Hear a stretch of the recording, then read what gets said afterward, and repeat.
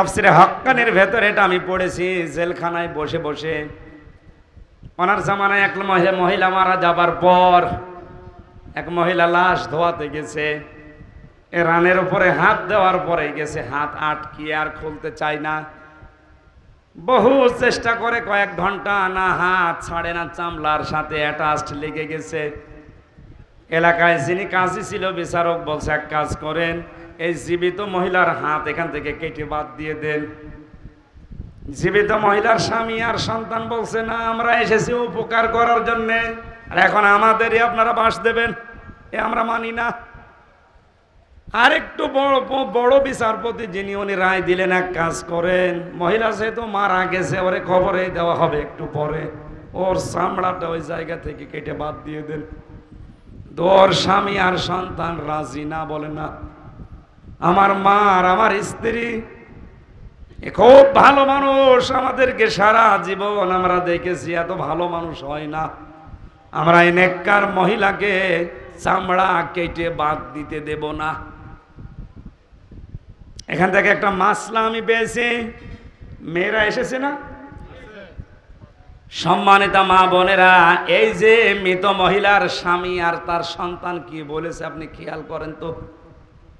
স্বামী ডাক দিয়ে বলেছে, উপস্থিত জনগণ, আমার স্ত্রী ভালো ছিল, নেককার ছিল, আমার মন মতো ছিল, ওর চামড়া কেটে বাদ দিতে আমি দেব না। আমিও কোরআন সামনে নিয়ে আপনাকে গ্যারান্টি দিতে পারি, শুধু নামাজ পড়া, রোজা রাখা আর কালো বোরকা পরেই মনে করছেন আমি জান্নাত পেয়ে গেছি, না। মরণের পরে যদি সত্যি আপনার স্বামী বলে যে আমার স্ত্রী আমার মন মতো ছিল, আপনি জান্নাতি। এই কথাটা বলা আমার মনে হয় এখন যে অবস্থা চলছে, 100 জনের 98 জন স্বামী আমরা বলতে পারবো না, বলেন।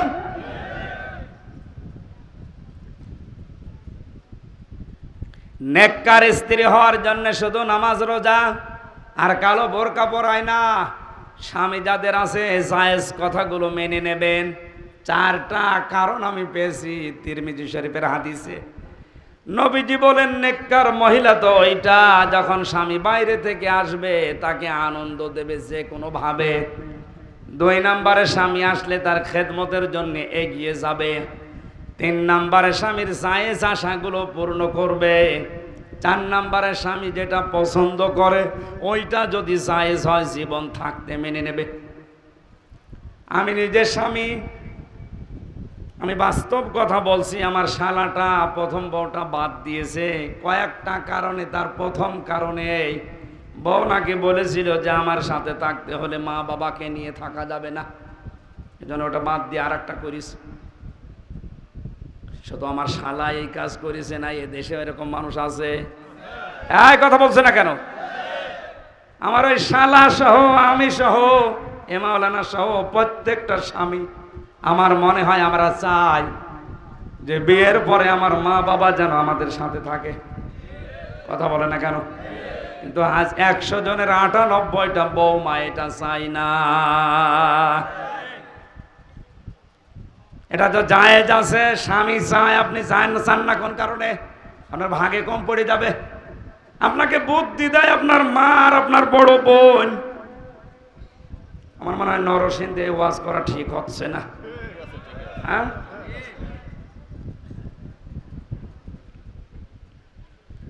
মা বোনেরা কথা বললেই বলে না হুজুর আমাদের দেখতে পারে না। আল্লাহর কসম, কোরআন হাত দিয়ে বলছি, সবচাইতে বেশি ভালোবাসি আমি মেয়েদেরকে। বিশ্বনবী জানিয়েছে আমার কাছে 3টা জিনিস প্রিয়, এটা সুগন্ধি, নামাজ আর আমার স্ত্রী। নারী জাতিকে নবীজি যেহেতু ভালোবেসেছেন, কোরআনের হাদিসের চোখ লাগিয়ে দেখতে পাচ্ছি আপনি জাহান্নামে যাচ্ছেন। ভারতের এই সিরিয়াল দেখে দেখে আপনি জাহান্নামে যাচ্ছেন। আমেন। স্বামী যেটা পছন্দ করে যদি জায়েজ হয় জীবন থাকতে আপনি মেনে নেবেন। মারা যাওয়ার পর স্বামী যদি সত্যি ওই মহিলার স্বামীর মতো বলতে পারে, না আমার স্ত্রী কিন্তু আমার মন মতো ছিল, আমি গ্যারান্টি দিয়ে গেলাম ছোটখাটো গোনা থাকলো আল্লাহ আপনাকে জান্নাত দিয়ে দেবে।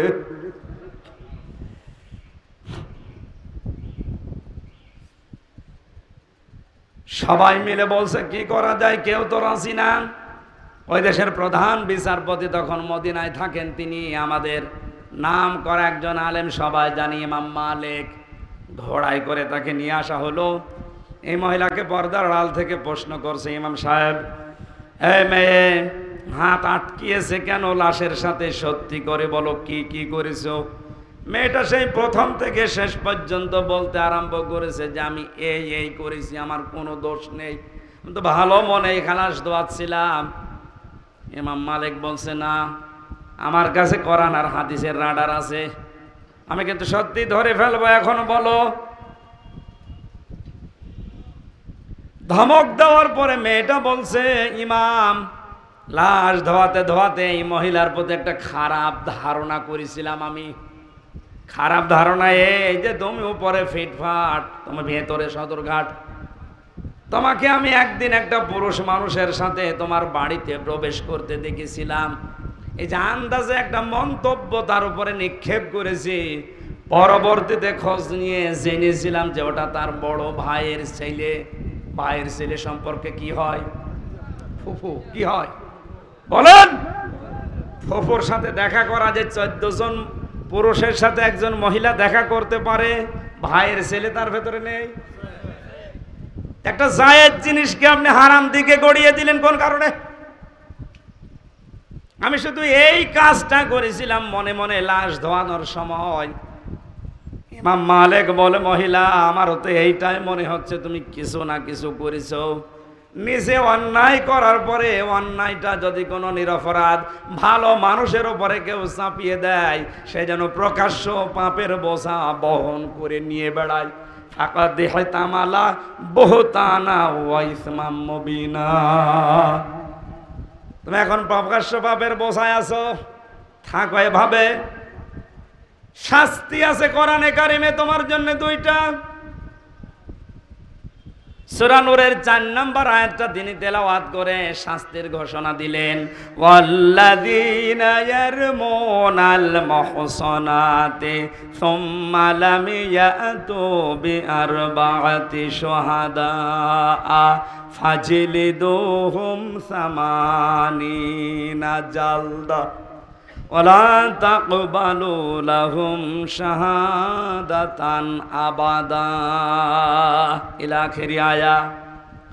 আল্লাহ পাক বলেন, যারা নিরপরাধ, নিষ্কলুষ, চরিত্রবান কোন নারীর উপরে জেনার তহমত, ব্যভিচারের তহমত লাগিয়ে দেয়, কিন্তু সাক্ষী জোগাড় করতে পারে না 4 জন, তার 2টা শাস্তি দুনিয়ায় হবে। 80টা বেত তাকে মারা লাগবে চামড়ার চাবুক দিয়ে। 2 নম্বরে কোনো দিন আর তার সাক্ষী আদালতে গ্রহণযোগ্য হবে না। বাংলায় মামলার আয়ু যারা আছেন আর যারা মিথ্যা মামলা মানুষকে দিয়ে তার জীবনটা নষ্ট করছেন, নিরপরাধ মানুষের উপরে দোষ চাপিয়ে জীবনটা শেষ করে দিচ্ছেন। আজকে একটা সংবাদ আমি পেয়েছি, আমি নাম নিতে পারলাম না, দুঃখিত। নিরপরাধ মানুষকে বিনা কারণে কেউ যদি হত্যা করে আর কেউ যদি এই সাপোর্ট করে এই হত্যাকে, আল্লাহ তাকে দুনিয়ায় শাস্তি দেয়, এটা আমি আজকে দেখতে পেয়েছি। ইন্না বাতশা রাব্বিকা লাশাদীদ। আল্লাহ বলেন, আমি কিছু বলি না, কিন্তু যদি ধরি ওরে আর ছাড়ি না। ভিন্ন মত, ভিন্ন দল পোষণ করা, এটা কি অপরাধ এই দেশে? তাহলে গণতন্ত্র গণতন্ত্র বলেছিলেন কেন? ভিন্ন মত, ভিন্ন দল আমি করতেই পারি, তাই বলে আপনি আমার চোখ তুলে নেবেন? কথা বলেন না কেন? তাই বলে আপনি 3 বছর আটকিয়ে রাখবেন? কিসের গণতন্ত্র বলেছিলেন আপনি বলেন? এই অন্যায় কাজে যে করেছে, আপনি সাপোর্ট করেছেন, আল্লাহ পাক ও আপনাকে ঠিক একই কায়দায় শাস্তি দিয়ে দেখিয়ে দিয়েছে। এটা আল্লাহর কোরআনের সূরা নিসার 5 নম্বর পারা 15 নম্বর পৃষ্ঠার 12 নম্বর লাইনের 112 নম্বর আয়াত। কোনোদিন মিথ্যা হবে না। আমি আরেকটা দলিল বলছি, বাড়ি যে দেখবেন, সূরা আনআম 8 নম্বর পারার 1 নম্বর পৃষ্ঠা 10 নম্বর লাইনের 115 নম্বর আয়াত। যেহেতু 2টা শাস্তি তোমার উপরে নির্ধারিত, 80টা বেত মারা লাগবে, জল্লাদ শুরু করো। 79টা হয়ে গেছে কিন্তু হাত খোলে না। জল্লাদ ডাক দিয়ে বলে, কি ইমাম সাহেব আর কি করবো, আর মাত্র একটা চাবুক বাকি আছে, হাত তো খোলে না। উনি বললেন না, ওয়াতাম্মাত কালিমাতু রাব্বিকা সিদকা ওয়া আদলা লা মুবাদদিলা লিকালিমাতি। আল্লাহ বলেন আমার কালাম আমি 3টা জিনিস দিয়ে সাজিয়েছি। 1 নম্বরে যত কথা কোরআনে আছে সব সত্য কথা। 2 নম্বরে এটা ন্যায় বিচার ইনসাফপূর্ণ কথা। 3 নম্বরে কোনো দিন আমার কথা কোনো রদ বদল হবে না। আমি যেহেতু 80টা মিয়াতা কি সামানিনা জালদা দিয়েছি, 80টা বেত মারা লাগবে, 79টা হয়ে গেছে, আর একটা মাত্র বাকি, এখনো হাত খোলে না। এই একটা মারার পরে যদি হাত না খোলে তাহলে কোরআন দিয়ে বিচার করলাম, অনেকের বিচারের উপরে আস্থা উঠে যাবে। শুরু করো বিসমিল্লাহ বলে। শুরু করলেন বিসমিল্লাহির রহমানির রহিম বলে, আর একটা 80টা মারা শেষ, সঙ্গে সঙ্গে চট করে হাত খুলে গেছে। আমি শুধু ঘটনা বলার জন্য পর্যন্ত আসি নাই, আমার শিক্ষা। ও বাংলার মানুষেরা, আমার মনে হয় যদি আয়াতটা আজ বাংলার সংসদে কায়েম থাকতো, সূরা নিসার এই 4 নম্বর আয়াত, কত মানুষের সাক্ষী এই বাংলার আদালত থেকে এমনি রিজেক্ট হয়ে যেত। মরণের আগে আর আপনার সাক্ষী নেওয়া হতো না। ওয়ালা তাকবালু লাহুম শাহাদাতান আবাদা, কোনদিন আপনার আর সাক্ষী নেওয়া হবে না।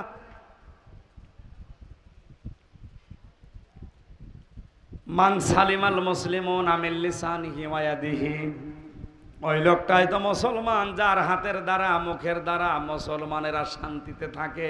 হাত মানে শুধু এই হাত না, মুখ মানে শুধু এই মুখ না। এই হাতের আমি 99টা অর্থ পেয়েছি হাদিসে। ইয়াদুন মানে শুধু এই হাত বললে আল্লাহর নবী শুধু এখানে শব্দ দিয়েই শেষ করে দিতে পারতেন।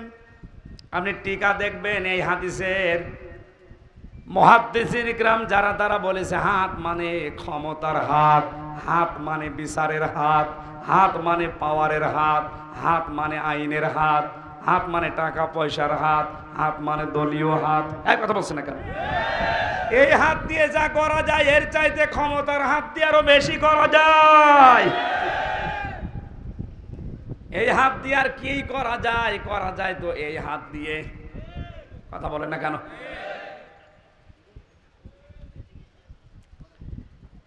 এজন্য যাদের এই হাতের দ্বারা, যাদের ক্ষমতার হাতের দ্বারা, সম্পদের হাতের দ্বারা, প্রভাব প্রতিপত্তির হাতের দ্বারা, মুখ মানে শুধু এই মুখ না, অনেকে মুখ বুঝে থাকে তারপরও কাজ হয়ে যায়।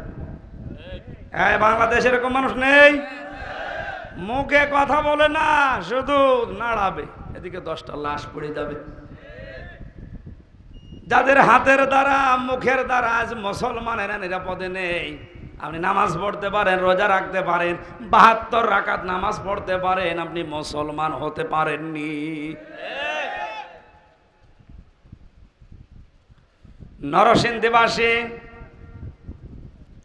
এই ছোট্ট একটা স্টোরি থেকে যেটা আমি শিক্ষা বের করেছি, ইমাম মালিক রহমতুল্লাহ আলাইহে এই শাস্তি দেওয়ার পরে জনগণকে দেখিয়েছিলেন যে নিরপরাধ কোনো মানুষের উপরে বিনা কারণে কেউ যদি আন্দাজে দোষ চাপিয়ে মনে করে যা করেছি করেছি আমার অসুবিধা নেই, আল্লাহ কিন্তু দেখিয়েছে যে পাপের বোঝা বহন করে কি করে মানুষ নিয়ে বেড়ায়। এটা যদি আজ বাংলাদেশে একবার আল্লাহ দেখানোর ব্যবস্থা করতো, বাংলাদেশে কত মানুষের হাত যে আটকিয়ে যেত আদালতে। কথা বলেন না কেন? আমি আশা করব আপনার হাত আদালতে যদি না আটকায়, এমন জায়গায় আটকাবে জীবনে আর খুলতে পারবেন না। আজ অনেকের হাত আটকিয়ে যাচ্ছে। কত বড় বড় জায়গায় দাপটে ছিল, সাংবাদিকরা যেমন ধরা ধরেছে, সব হাত আজ শেষ, কোনো হাত আর কাজে লাগছে না। এখন যদি বলেন হুজুর আমি বসি না, আমার নাম ধরে ধরে বলেন, এখানে আসে কানে কানে বলছি, মিডিয়া বাদ দেন। কানে মুখে বলা ছাড়া উপায় নেই। তাদেরও হাত কত বড় হাত ছিল, শুধু হাতের ইশারায় হাজার হাজার মানুষ শুয়ে পড়িয়েছে।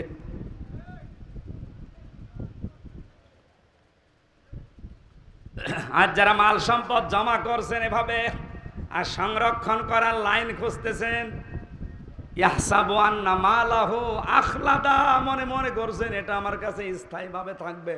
কখনোই না। দুদুক ধরলে, সাংবাদিক ধরলে আপনি দিশেহারা হয়ে যান। আমার আল্লাহর দুদুক, আল্লাহর সাংবাদিক আছে না নেই? ওগুলো তো এখনো বাকি আছে। আল্লাহ আপনাকে লাসাই দিয়ে চামড়া খসানোর আগে আপনি শান্ত হচ্ছেন না। আমরা যেহেতু মুসল্লি, আমাদের ভেতরে এগুলো যেন না আসে। আমাদের মালের ভেতরে, সম্পদের ভেতরে হক আছে। এই তালতলি বাজারে ঢাকা থেকে এসে আপনি বাসে নামলেন, আপনি ধনী মানুষ, এখান থেকে 2 কিলোমিটার দূরে আপনার বাড়ি। আপনি যদি বলেন 2-3টা রিকশা দাঁড়িয়ে আছে, থাক আমি হেঁটে যাব, আপনার জন্য জায়েজ নেই। কারণ কি? যেই রিকশাগুলো দাঁড়িয়ে আছে এখানে 20 টাকা 30 টাকা নিয়ে ওর সংসার চলবে, আপনার এই পকেটের টাকার ভেতরে আল্লাহ ওর খাবার লুকিয়ে রেখেছে। এই কথা বুঝতেছেন? আপনার গ্রামের ভেতরে, গোলার ভেতরে যে ধান আছে, চাউল আছে, ওটা শুধু আপনার একার জন্য না। ওখানে মুরগির খাবার আছে, ওখানে কামলার খাবার আছে, গরিবের খাবার আছে। আল্লাহ আপনার কাছে আমানত রেখে দিয়েছে, ওই খাবারগুলো তাদের কাছে আপনার মাধ্যমে পৌঁছাবে। এই জন্যে আমরা নামাজি, আমরা মুসল্লি, আমাদের ভেতরে এই গুণ আসবে না। আমরা আমাদের সম্পদের হেফাজত করব, বলেন আমিন। আল্লাহ পাক বলেন লিসাইলি ওয়াল মাহরুম, বঞ্চিত এবং ভিক্ষা যারা যায় তাদের ভেতরে এই মানুষগুলো সম্পদ বন্টন করে। আয়াতের তাফসীর পড়তে গিয়ে ফি জিলালিল কোরআনে সাইয়্যিদ কুতুব দিয়েছেন, সম্পদ যাদের আছে তাদের 5টা কাজ দুনিয়ায় করা লাগবে। 1 নম্বরে সম্পদের মালিক যারা আছেন তাদের প্রথম টার্গেট হবে কি করে দারিদ্র মুক্ত দেশ, সমাজ উপহার দেওয়া যায়। প্রধানমন্ত্রী ক্ষমতা পাওয়ার পরে যতগুলো কাজ করেছে তার ভেতরে অন্যতম প্রশংসামূলক কাজ এইটা, একটি খামার একটি বাড়ি, এই প্রকল্পটা। এই কথা বলছে দেখো, বিরোধিতা করতে হয়, করব অন্ধভাবে না, এই কাজটা ভালো কাজ। একটি খামার একটি বাড়ি, এই কাজটার প্রকল্প যিনি চালু করেছেন প্রধানমন্ত্রী শেখ হাসিনা। হাজার হাজার মানুষের কর্মসংস্থান তৈরি হয়েছে, একটা মাথা গোজার ঠাঁই হয়েছে। এই কথা বলে না কেন? হ্যাঁ, যদিও যাদের মাধ্যমে এগুলো এসেছে এই মানুষগুলো একটু 9-6 হালকা পাতলা করতে পারে। হয়তো 100 টাকা বাজেট ছিল, 99 টাকা খেয়েছে, 1 টাকার কাজ করেছে, তাও তো করেছে নাকি? তো বাজেট তো উনি ঠিকই দিয়েছিলেন। এখানে সম্পদ আলা মানুষ যারা কি করবেন, বেগম পাড়া বানিয়ে এখন যদি চোখ বন্ধ হয় বেগম পাড়ায় নিয়ে যাবে আপনারে। জামা সম্পদ মাল কামাই করছেন, বৈধ অবৈধ দেখা দেখি নেই। বাবা শাহজালাল সব হালাল, শুধু হালাল বলে শেষ করে দিচ্ছেন। আরো কঠিন, কি করে সংরক্ষণ করা যায়? 14 পুরুষ বসে বসে খাবে, সে সমস্ত রাস্তাগুলো কমপ্লিট করে যাচ্ছে। আল্লাহ বলেন না কাল্লা, আল্লাহর ভাষা দিয়েছে। আমার গলায় সাপোর্ট করছে না তো, গলা বসে যাওয়ার কারণে। গলাটা ভালো থাকলে আমি আয়াতগুলো সব পুরোপুরি শেষ করতে পারতাম, গলা সাপোর্ট দিচ্ছে না, তো বলতে গেলে গলা আরো বসে যাচ্ছে। 12টা গুণের 3টা চলছে, এখনো 9টা বাকি আছে। সূরা মারেজের এই 19 নম্বর আয়াত থেকে বাড়িতে যে একটু তাফসীরে ফি জিলালিল কোরআন আর ইবনে কাসিরটা একটু পড়েন। আমার কণ্ঠ আর শরীর সাপোর্ট না করার কারণে আমি মাফ চেয়ে নিচ্ছি ভাই, আমি মাফ চাচ্ছি, আমারে মাফ করেন, আমি পারছি না। কারণ তাফসীর আকারে এগুলো এখনো 9টা বলতে গেলে আমার শেষে আর সকালবেলা কথাই বের হবে না। কালকে আবার একটা অনুষ্ঠান আছে কক্সবাজার টেকনাফে, বড় আশা করে ওরা জেল থেকে বের হওয়ার পরে নিয়েছে। আমি ওই গাড়ি থেকে আপনার দাম্পত্য কলহর বইটা নিয়েছে, স্ত্রীকে, মেয়েকে, বোনকে, ফুফুকে, মাকে, খালাকে এদেরকে উপহার দেবেন, কাজে লাগবে। অনেক তথ্য ওর ভেতরে দিয়েছি। আল্লাহ আমাদেরকে উঠছেন মানে এই 9টা না শুনে চলে যাবেন, আমার না গলা পারছে না। হুজুর কালেকশন করেন 10 মিনিট। এখন বলছেন যারা টাকা পয়সা দেওয়ার নিয়ত করেছিলেন যে দেব, যদি না দিয়ে চলে যান পথে কিন্তু ওই যে মোশাররফের মতো বিপদে পড়বেন।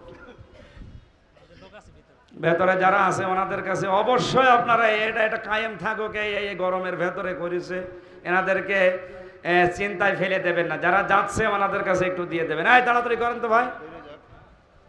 অবশ্যই ওই সাদা গাড়িতে আর স্টেজে কয়েকটা বই পাওয়া যায়, এগুলো নিয়ে যান, কাজে লাগবে। আর যারা টাকা পয়সা এনেছেন দেওয়ার জন্য, ভাই নিজের দায়িত্ব মনে করে দেন, ওনার চাবে কেন? আগামীতে এই পলাশ